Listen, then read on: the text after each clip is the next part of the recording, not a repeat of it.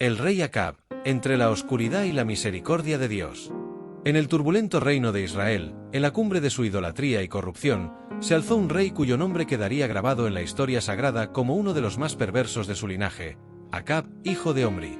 Su reinado, que se extendió por 22 años sobre el trono de Samaria, aproximadamente entre el 874 y el 853 a.C., fue testigo de traiciones, guerras, milagros, fuego del cielo y la ira de los profetas de Dios.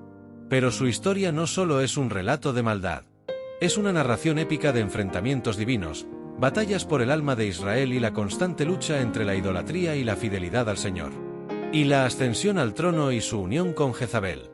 Desde el inicio, Acab se apartó del camino recto. Su padre, Omri, había sido un poderoso rey y estratega militar, pero también un idólatra que llevó a Israel a una apostasía más profunda. Sin embargo, Acab no solo siguió sus pasos, sino que hizo lo malo ante los ojos de Dios, más que todos los que reinaron antes de él, 1 Reyes 4 y 30.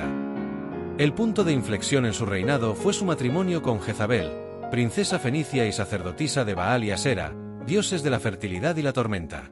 Jezabel era más que una simple reina, era una mujer astuta, feroz y determinada a erradicar la fe en Yahvé de Israel.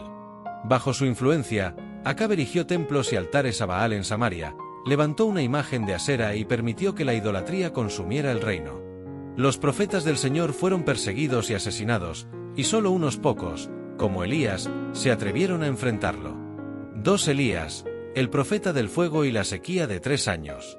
Fue en estos días de oscuridad cuando surgió uno de los profetas más formidables de la historia, Elías el Tesbita.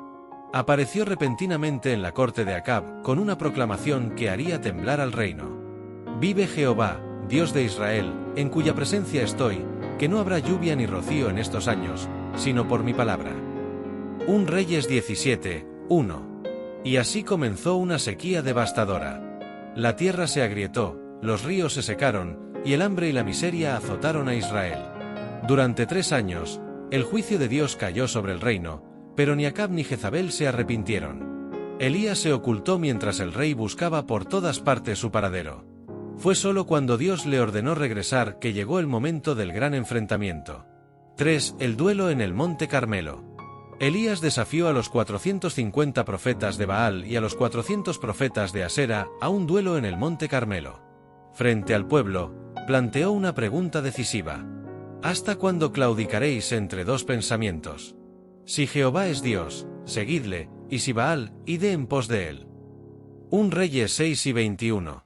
El reto era simple, se prepararía un sacrificio, pero no se encendería fuego. El Dios verdadero respondería desde los cielos. Desde la mañana hasta la tarde, los sacerdotes de Baal clamaron, danzaron y se cortaron con cuchillos, pero no hubo respuesta. Elías se burló. Gritad en voz alta, porque Dios es, quizá está meditando, o tiene algún trabajo, o va de camino, tal vez duerme y hay que despertarle. Cuando llegó su turno, Elías reparó el altar del Señor, derramó agua sobre la leña y elevó una oración simple pero poderosa. Entonces, cayó fuego del cielo y consumió el holocausto, las piedras y hasta el agua en la zanja. El pueblo, al ver el milagro, cayó sobre su rostro y exclamó: Jehová es el Dios. Jehová es el Dios. Los profetas de Baal fueron ejecutados, y poco después, la lluvia volvió a caer sobre Israel. Pero esto solo encendió la furia de Jezabel, quien juró matar a Elías. 4. La maldad de Acab y el juicio de Dios. A pesar de este asombroso milagro, Acab siguió pecando.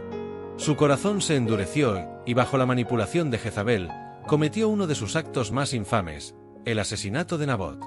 Nabot poseía una viña junto al palacio real, pero se negó a venderla al rey porque era herencia de sus padres. Jezabel, en su perversidad, tramó un plan. Falsos testigos acusaron a Nabot de blasfemia, y fue ejecutado. Acab tomó la viña para sí. Pero Dios envió nuevamente a Elías con un juicio demoledor. ¿No has matado y también has despojado? Así ha dicho Jehová, en el mismo lugar donde lamieron los perros la sangre de Nabot, los perros lamerán también tu sangre. Y sobre Jezabel, la sentencia fue aún más sombría. A los perros comerán a Jezabel junto al muro de Jezreel. Al escuchar estas palabras, Acab se humilló, rasgó sus vestiduras y ayunó. Dios, en su misericordia, retrasó el juicio para los días de su hijo. La última batalla y la muerte de Acab. Años después, Acab decidió ir a la guerra contra los sirios en Ramot de Galaad. Aunque el profeta Micaías le advirtió que no lo hiciera, el rey se disfrazó para evitar ser reconocido en la batalla. Pero un arquero enemigo disparó al azar una flecha, que, por providencia divina, atravesó su armadura y le hirió mortalmente.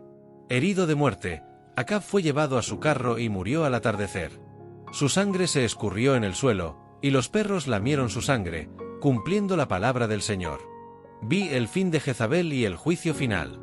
Después de la muerte de Acab, su hijo Joram tomó el trono. Pero el juicio de Dios aún no había concluido. Un día, Jehú, el nuevo rey ungido por Dios, marchó contra Jezabel. La reina, aún desafiante, se arregló y lo desafió desde su ventana. Jehú ordenó a sus sirvientes que la arrojaran desde lo alto. Su cuerpo se estrelló contra el suelo y los caballos la pisotearon.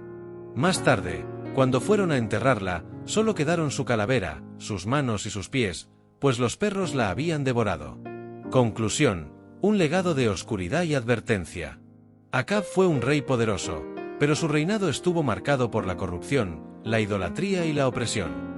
Su historia es una advertencia sobre las consecuencias de alejarse de Dios, pero también sobre su misericordia para quienes se arrepienten sinceramente. Elías, Jehú y los juicios divinos fueron pruebas de que Dios no olvida el pecado, pero también extiende la gracia al que se humilla.